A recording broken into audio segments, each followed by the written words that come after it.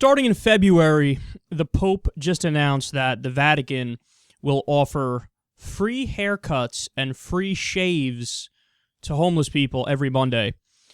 Think Progress reports, quote, the free haircuts come after the Vatican started installing showers for the homeless at public restrooms in St. Peter's Square and in 10 Roman parishes where the homeless are known to sleep. An estimated 3,276 homeless people live in Rome. Now, remember, Pope Francis has a record of doing stuff like this. For example, he snuck out of the Vatican multiple times to, quote, minister to the homeless at night, inviting nearly 200 homeless people to have dinner with him at the Vatican. And for his birthday in December, he handed out 400 sleeping bags to the homeless. Now, my favorite quote from him about this was, quote, how can it be that it is not a news item when an elderly homeless person dies of exposure, but it is news when the stock market loses 2 points? Yeah, unfortunately, that is the case. There's virtually no coverage of homelessness. Certainly in the U.S. media. I don't know enough about the international media to say it's, different overseas, for example. But in the U.S., you would think that no homeless people exist. And we've gone over the numbers before on the show. It's over 400,000 Americans that are homeless. When you talk about veterans, it's about 50,000 veterans who are homeless.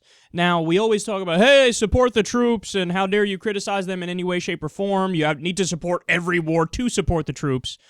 I think people have it exactly backwards. You need to only support war when it's necessary if you really want to support the troops. And, of course, you should take care of them when they come home. We're talking about human beings here. So we're talking about people who are going to get PTSD. They're going to be depressed. They're going to be in a dark place after they see war and they come home. Their friends die and their world is shattered, and then they come back. But what does the government say? Fuck off. Yeah, whatever. We'll have backlogs at the hospitals for the veterans. By the way, thank you, Republicans, for blocking over 20 new clinics from being created. We really appreciate that. So we don't discuss homelessness in any serious way in America. It's this huge problem. The media gives it no coverage. And here we have somebody who's actually standing up who has influence too. And they're saying, whoa, let's remember the important things here. Let's remember what morality really means. And isn't it sad when you have somebody who's supposed to be a representative of Jesus Christ, who's a leader of the Catholic Church, and he starts to act in the way that Jesus's example set, and a lot of people are like, whoa, what's going on here? This guy's crazy, man. Like, he's changing shit up. That's the response from a lot of the Catholic, not Catholic, of course they're Catholic, the conservatives inside the Catholic Church. Their response is, okay, this guy needs to chill because he's making us all look like douchebags. And what we do is we're supposed to just go to Africa and tell people not to use condoms, which is, by the way, borderline criminal if you ask me.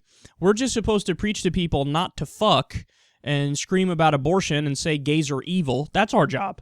I don't know about this whole, helping poor people and helping homeless people and giving them sleeping bags and showers and giving them now haircuts and shaves. I mean, who the fuck does this guy think he is? What a pompous asshole. It's almost like he believes in the message of the guy who we pretend to believe in.